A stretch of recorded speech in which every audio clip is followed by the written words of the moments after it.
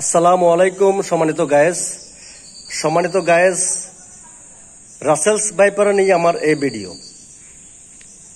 Russell's viper নিয়ে সরকারের করণীয়, এলাকার বিত্তশালীদের করণীয় এবং আলেম ওলামার করণীয়।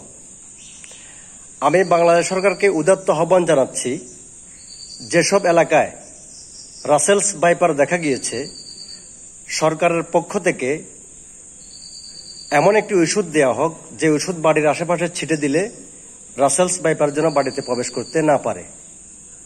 এবং সমাজের বিত্তশালীদের প্রতি আহ্বান জানাচ্ছি, আপনাদের যাদের কোটি কোটি টাকা আছে আপনারা গরিব দুঃখী অসহায়কে ওষুধ কিনে দেন, যে ওষুধ বাড়ির আশেপাশে ছিটালে রাসেলস ভাইপার বাড়িতে যেন প্রবেশ করতে না পারে। এবং মাওলানাদের প্রতি উদাত্ত আহ্বান জানাচ্ছি, আপনাদের মাওলানারা তো তেমন একটা দান করেন না, উল্টা দান খান, উল্টা দান নেন। এই খোলস থেকে বেরিয়ে আসুন।